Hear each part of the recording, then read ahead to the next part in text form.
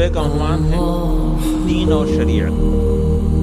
برادران اسلام، مذہب کی باتوں میں اکثر دو لفظ سنا کرتے ہیں اور بولتے بھی ہیں، ایک دین، دوسرے شریعت۔ لیکن آپ میں سے بہت کم آدمی ہیں جن کو یہ معلوم ہوگا کہ دین کے کیا معنی ہیں اور شریعت کا کیا مطلب ہے۔ بے پڑھے لکھے تو خیر مجبور ہیں، اچھے خاصے تعلیم یافتہ آدمی، بلکہ بہت سے مولوی بھی یہ نہیں جانتے کہ ان دونوں لفظوں کا ٹھیک مطلب کیا ہے اور ان دونوں میں فرق کیا ہے۔ اس ناواقفیت کی وجہ سے اکثر دین کو شریعت سے اور شریعت کو دین سے گڈمٹ کر دیا جاتا ہے اور اس سے بڑی خرابیاں پیدا ہوتی ہیں۔ آج میں بہت سادہ الفاظ میں آپ کو ان کا مطلب سمجھاتا ہوں۔ دین کے معنی، دین کے کئی معنی ہیں۔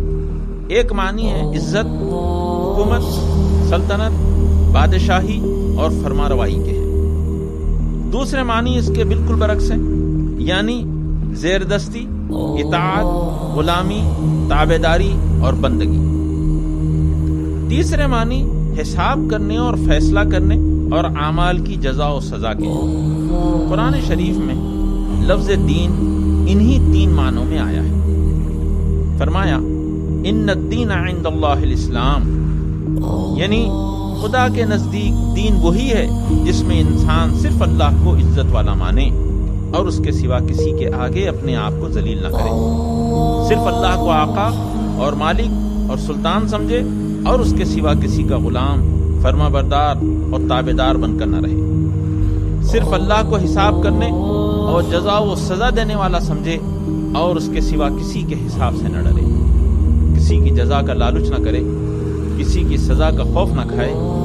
اسی دین کا نام اسلام ہے۔ اگر اس کو چھوڑ کر آدمی نے کسی اور کو اصلی عزت والا، اصلی حاکم، اصلی بادشاہ اور مالک، اصلی جزا و سزا دینے والا سمجھا اور اس کے سامنے ذلت سے سر جھکایا، اس کی بندگی اور غلامی کی، اس کا حکم مانا اور اس کی جزا کا لالچ اور سزا کا خوف کھایا، تو یہ جھوٹا دین ہوگا۔ اللہ ایسے دین کو ہرگز قبول نہیں کرتا، کیونکہ یہ حقیقت کے بالکل خلاف ہے۔ خدا کے سوا کوئی دوسری ہستی اس تمام کائنات میں اصلی عزت والی نہیں ہے، نہ کسی اور کی سلطنت اور بادشاہی ہے اور نہ کسی اور کی غلامی اور بندگی کے لیے انسان پیدا کیا گیا ہے، نہ اس مالک حقیقی کے سوا کوئی اور جزا و سزا دینے والا ہے۔ یہی بات دوسری آیتوں میں اس طرح بیان فرمائی گئی، وَمَن يَبْتَغِ غَيْرَ الْإِسْلَامِ دِينًا فَلَن يُقْبَلَ مِنْهُ، یعنی جو شخص خدا کی سلطانی اور بادشاہی کو چھوڑ کر کسی اور کو اپنا مالک اور حاکم مانے گا اور اس کی بندگی اور غلامی اختیار کرے گا اور اس کو جزا و سزا دینے والا سمجھے گا، اس کے دین کو خدا ہرگز قبول کرنے والا نہیں۔ اس لیے کہ وما امروا الا ليعبدوا الله مخلصين له الدين حنفاء، انسانوں کو تو خدا نے اپنا بندہ بنایا ہے اور اپنے سوا کسی اور کی بندگی کرنے کا حکم ہی نہیں دیا ہے۔ ان کا فرض یہ ہے کہ سب طرف سے منہ موڑ کر صرف اللہ کے لیے اپنے دین یعنی اپنی اطاعت اور غلامی کو مخصوص کر دیں اور یکسو ہو کر صرف اسی کی بندگی کریں اور صرف اسی کے حساب سے کریں۔ افغیر دین اللہ یبغون وله اسلم من فی السماوات والارض طوعا وکرہا والیہ یرجعون، کیا انسان خدا کے سوا کسی اور کی غلامی اور فرما برداری کرنا چاہتا ہے؟ حالانکہ زمین اور آسمان کی ساری چیزیں صرف خدا کی غلام اور فرما بردار ہیں اور ان ساری چیزوں کو اپنے حساب کتاب کے لیے خدا کے سوا کسی اور کی طرف نہیں جانا ہے۔ کیا انسان زمین اور آسمان کی ساری کائنات کے خلاف ایک نرالا راستہ اپنے لیے نکالنا چاہتا ہے؟ هو الذی ارسل رسولہ بالہدی ودین الحق لیظہرہ علی الدین کلہ ولو کرہ المشرکون، اللہ نے اپنے رسول کو سچے دین کا علم دے کر اسی لیے بھیجا ہے کہ وہ سارے جھوٹے خداؤں کی خدائی ختم کر دے اور انسان کو ایسا آزاد کر دے کہ وہ خداوند عالم کے سوا کسی کا بندہ بن کر نہ رہے، چاہے کفار و مشرکین اس پر اپنی جہالت سے کتنا ہی واویلا مچائیں اور کتنی ہی ناک چڑھ دیں۔ وَقَاتِلُوهُمْ حَتَّى لَا تَكُونَ فِتْنَةٌ وَيَكُونَ الدِّينُ كُلُّهُ لِلَّهِ، اور تم جنگ کرو تاکہ دنیا سے غیر اللہ کی فرما روائی کا فتنہ مٹ جائے اور دنیا میں بس خدا ہی کا قانون چلے، خدا ہی کی بادشاہی تسلیم کی جائے اور انسان صرف خدا کی بندگی کرے۔ اس تشریح سے آپ کو معلوم ہو گیا کہ دین کے کیا معنی ہے۔ خدا کو آقا اور مالک اور حاکم ماننا، خدا ہی کی غلامی، بندگی اور تابعداری کرنا، اور خدا کے حساب سے ڈرنا، اس کی سزا کا خوف کھانا اور اسی کی جزا کا لالچ کرنا۔ پھر چونکہ خدا کا حکم انسانوں کو اس کی کتاب اور اس کے رسول صلی اللہ علیہ وسلم کے ذریعے ہی سے پہنچتا ہے، اس لیے رسول کو خدا کا رسول اور کتاب کو خدا کی کتاب ماننا اور اس کی اطاعت کرنا بھی دین ہی میں داخل ہے۔ جیسا کہ فرمایا، یا بنی آدم اما یاتینکم رسل منکم یقصون علیکم آیاتی فمن اتقی واصلح فلا خوف علیہم ولا هم یحزنون، یعنی اے بنی آدم، جب میرے رسول تمہارے پاس میرے احکام لے کر آئیں تو جو شخص تم میں سے ان احکام کو مان کر پرہیزگاری اختیار کرے گا اور اس کے مطابق اپنا عمل درست کر لے گا، اس کے لیے ڈر اور رنج کی کوئی بات نہیں۔ اس سے معلوم ہوا کہ اللہ تعالیٰ براہ راست ہر انسان کے پاس اپنے احکام نہیں بھیجتا بلکہ اپنے رسولوں کے واسطے سے بھیجتا ہے۔ اس لیے جو شخص اللہ کو حاکم مانتا ہو وہ اس کی فرما برداری صرف اس طرح کر سکتا ہے کہ اس کے رسولوں کی فرما برداری کرے اور رسول کے ذریعے سے جو احکام آئیں ان کی اطاعت کرے۔ اسی کا نام دین ہے۔ شریعت کیا ہے؟ اب میں آپ کو بتاؤں گا کہ شریعت کسے کہتے ہیں۔ شریعت کے معنی طریقے اور راستے کے ہیں۔ جب تم نے خدا کو حاکم مان لیا اور اس کی بندگی قبول کر لی اور یہ تسلیم کر لیا کہ رسول اسی کی طرف سے حاکم مجاز ہے اور کتاب اسی کی طرف سے ہے تو تم دین میں داخل ہو گئے۔ اس کے بعد تم کو جس طریقے سے خدا کی بندگی کرنی ہے اور اس کی فرما برداری میں جس راستے پر چلنا ہے اس کا نام شریعت ہے۔ یہ طریقہ اور راستہ بھی خدا اپنے رسول ہی کے ذریعے سے بتاتا ہے۔ وہی یہ سکھاتا ہے کہ اپنے مالک کی عبادت اس طرح کرو، طہارت اور پاکیزگی کا یہ طریقہ ہے، نیکی اور تقوی کا یہ راستہ ہے، حقوق اس طرح ادا کرنے چاہیے، معاملات یوں انجام دینے چاہیے، زندگی اس طرح بسر کرنی چاہیے۔ لیکن فرق یہ ہے کہ دین ہمیشہ سے ایک تھا، ایک ہی رہا، اب بھی ایک ہی ہے، مگر شریعتیں بہت سی آئیں، بہت سے منسوخ ہوئیں، بہت سے بدل گئیں اور کبھی ان کے بدلنے سے دین نہیں بدلا۔ حضرت نوح علیہ السلام کا دین بھی وہی تھا جو حضرت ابراہیم علیہ السلام کا تھا، حضرت موسیٰ علیہ السلام اور عیسیٰ علیہ السلام کا تھا، حضرت شعیب علیہ السلام اور حضرت صالح علیہ السلام اور حضرت ہود علیہ السلام کا تھا اور حضرت محمد مصطفیٰ صلی اللہ علیہ وسلم کا ہے۔ مگر شریعتیں ان سب کی کچھ نہ کچھ مختلف رہی ہیں۔ نماز اور روزے کے طریقے کسی میں کچھ تھے اور کسی میں کچھ، حلال و حرام کے احکام، طہارت کے قاعدے، نکاح اور طلاق اور وراثت کے قانون ہر شریعت میں دوسری شریعت سے کچھ نہ کچھ مختلف رہے ہیں۔ اس کے باوجود سب مسلمان تھے۔ حضرت نوح علیہ السلام کے پیرو بھی، حضرت ابراہیم علیہ السلام کے پیرو بھی، حضرت موسیٰ علیہ السلام کے پیرو بھی اور ہم بھی، اس لیے کہ دین سب کا ایک ہے۔ اس سے معلوم ہوا کہ شریعت کے احکام میں فرق ہونے سے دین میں کوئی فرق نہیں ہوتا، دین ایک ہی رہتا ہے چاہے اس پر عمل کرنے کے طریقے مختلف ہوں۔ شریعتوں کے فرق کی نوعیت، اس فرق کو یوں سمجھو کہ ایک آقا کے بہت سے نوکر ہیں۔ جو شخص اس کو آقا ہی نہیں مانتا اور اس کے حکم کو اپنے لیے واجب التعمیل ہی نہیں سمجھتا وہ تو نافرمان ہے اور نوکری کے دائرے ہی سے خارج ہے۔ اور جو لوگ اس کو آقا تسلیم کرتے ہیں، اس کے حکم کو ماننا اپنا فرض جانتے ہیں اور اس کی نافرمانی سے ڈرتے ہیں، وہ سب نوکروں کے زمرے میں داخل ہیں۔ نوکری بجا لانے اور خدمت کرنے کے طریقے مختلف ہوں تو اس سے ان کے نوکر ہونے میں کوئی فرق واقع نہیں ہوتا۔ اگر آقا نے کسی کو نوکری کا ایک طریقہ بتایا ہے اور دوسرے کو دوسرا طریقہ، تو ایک نوکر کو یہ کہنے کا حق نہیں کہ میں نوکر ہوں اور وہ نوکر نہیں ہے۔ اسی طرح اگر آقا کا حکم سن کر ایک نوکر اس کا منشا کچھ سمجھتا ہے اور دوسرا کچھ، اور دونوں اپنی اپنی سمجھ کے مطابق اس حکم کی تعمیل کرتے ہیں تو نوکری میں دونوں برابر ہیں۔ یہ ہو سکتا ہے کہ ایک نے مطلب سمجھنے میں غلطی کی ہو اور دوسرے نے صحیح مطلب سمجھا ہو، لیکن جب تک اطاعت سے کسی نے انکار نہ کیا ہو، کسی کو کسی سے یہ کہنے کا حق نہیں کہ تو نافرمان ہے یا تجھے آقا کی نوکری سے خارج کر دیا گیا ہے۔ اس مثال سے آپ دین اور شریعت کے فرق کو بڑی اچھی طرح سمجھ سکتے ہیں۔ نبی کریم صلی اللہ علیہ وسلم سے پہلے اللہ تعالیٰ مختلف رسولوں کے ذریعے سے مختلف شریعتیں بھیجتا رہا ہے۔ کسی کو نوکری کا ایک طریقہ بتایا اور کسی کو دوسرا طریقہ۔ ان سب طریقوں کے مطابق جن جن لوگوں نے مالک کی اطاعت کی وہ سب مسلمان تھے، اگرچہ ان کی نوکری کے طریقے مختلف تھے۔ پھر جب نبی کریم صلی اللہ علیہ وسلم تشریف لائے تو آقا نے حکم دیا کہ اب پچھلے طریقوں کو ہم منسوخ کرتے ہیں، آئندہ سے جس کو ہماری نوکری کرنی ہو وہ اس طریقے پر نوکری کرے جو اب ہم اپنے آخری پیغمبر کے ذریعے سے بتاتے ہیں۔ اس کے بعد کسی نوکر کو پچھلے طریقوں پر نوکری کرنے کا حق باقی نہیں رہا، کیونکہ اب اگر وہ نئے طریقے کو نہیں مانتا اور پرانے طریقوں پر چل رہا ہے تو وہ دراصل آقا کا حکم نہیں مانتا بلکہ اپنے دل کا کہا مان رہا ہے، اس لیے وہ نوکری سے خارج ہے، یعنی مذہب کی زبان میں وہ کافر ہو گیا۔ فقہی مسلکوں کے فرق کی نوعیت، یہ تو پچھلے انبیاء کے ماننے والوں کے لیے ہے۔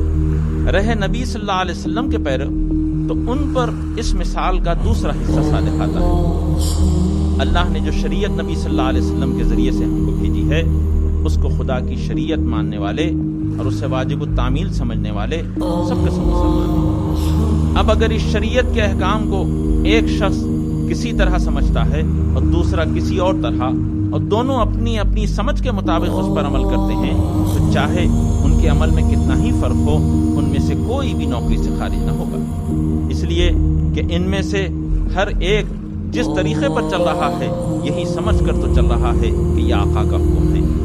پھر ایک نوکر کو یہ کہنے کا کیا حق ہے کہ میں تو نوکر ہوں اور فلاں شخص نوکر نہیں ہے؟ زیادہ سے زیادہ بس وہ یہ کہہ سکتا ہے کہ میں نے آقا کے حکم کا صحیح مطلب سمجھا اور اس نے صحیح نہیں سمجھا، مگر وہ اس کو نوکری سے خارج کر دینے کا مجاز کیسے ہو گیا؟ جو شخص ایسی جرت کرتا ہے وہ گویا خود آقا کا منصب اختیار کرتا ہے، وہ گویا یہ کہتا ہے کہ تو جس طرح آقا کے حکم کو ماننے پر مجبور ہے اسی طرح میری سمجھ کو بھی ماننے پر مجبور ہے۔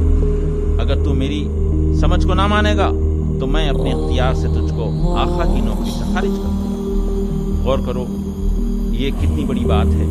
اس لیے نبی کریم صلی اللہ علیہ وسلم نے فرمایا ہے کہ جو شخص کسی مسلمان کو ناحق کافر کہے گا اس کا قول خود اسی پر پلٹ جائے گا، کیونکہ مسلمان کو تو خدا نے اپنے حکم کا غلام بنایا ہے، مگر یہ شخص کہتا ہے کہ نہیں تم میری سمجھ اور میری رائے کی بھی غلامی کرو، یعنی صرف خدا ہی تمہارا خدا نہیں ہے بلکہ میں بھی چھوٹا خدا ہوں، اور میرا حکم نہ مانو گے تو میں اپنے اختیار سے تم کو خدا کی بندگی سے خارج کر دوں، چاہے خدا خارج کرے یا نہ کرے۔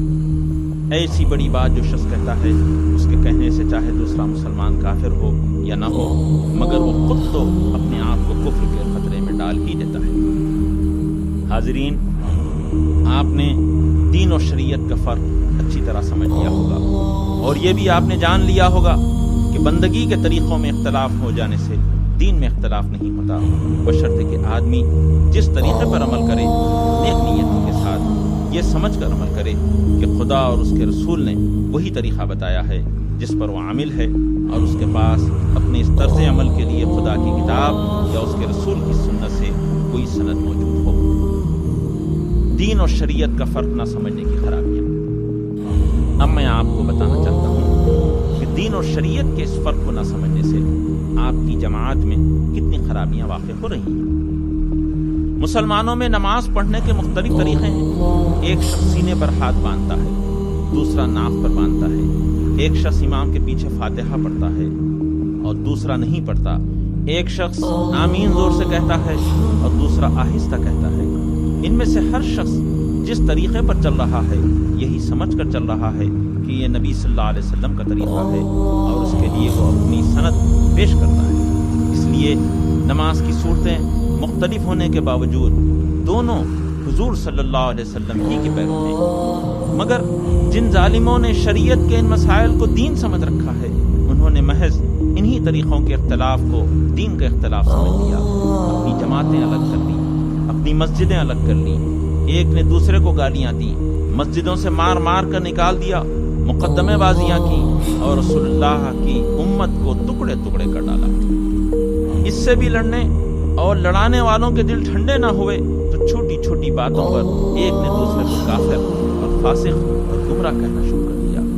ایک شخص قرآن سے یا حدیث سے ایک بات اپنی سمجھ کے مطابق نکالتا ہے تو اس کو کافی نہیں سمجھتا کہ جو کچھ اس نے سمجھا ہے اس پر عمل کرے، بلکہ یہ بھی ضروری سمجھتا ہے کہ دوسروں سے بھی اپنی سمجھ زبردستی تسلیم کرائے، اور اگر وہ اسے تسلیم نہ کریں تو ان کو خدا کے دین سے خارج کریں۔ آپ مسلمانوں میں حنفی، شافعی، اہل حدیث وغیرہ جو مختلف مذہب دیکھ رہے ہیں، یہ سب قرآن و حدیث کو آخری سند مانتے ہیں اور اپنی اپنی سمجھ کے مطابق وہیں سے احکام نکالتے ہیں۔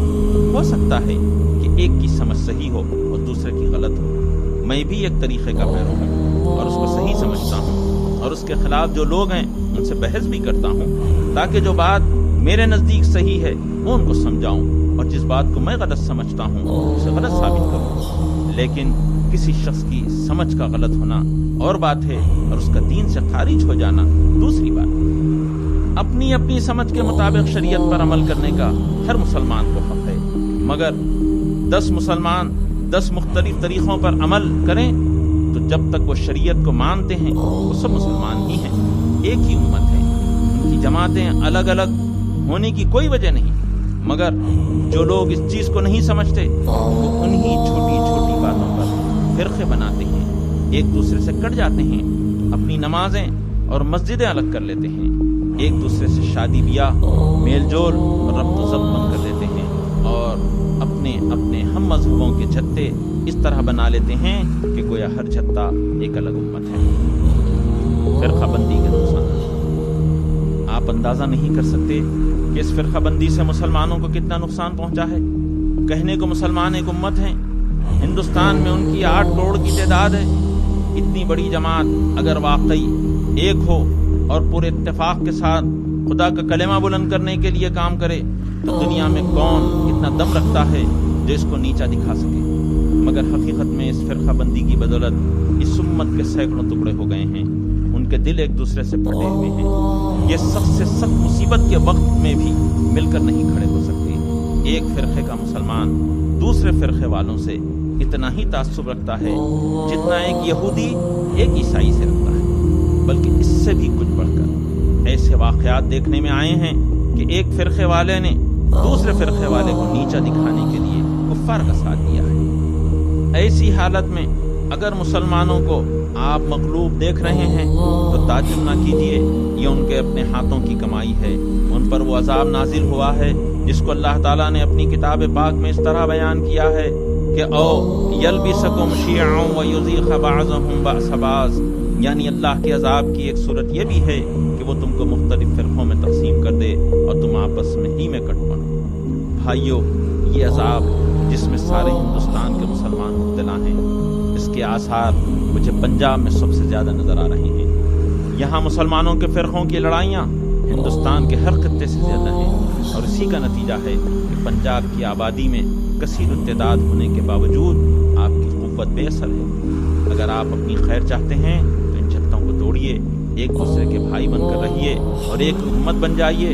خدا کی شریعت میں کوئی ایسی چیز نہیں ہے جس کی بنا پر اہل حدیث، حنفی، دیوبندی، بریلوی، شیعہ، سنی وغیرہ الگ الگ امتیں بن سکیں۔ یہ امتیں جہالت کی پیدا کی ہوئی ہیں۔ اللہ نے صرف ایک امت مسلمہ بنائی تھی۔ واخر دعوانا الحمدللہ۔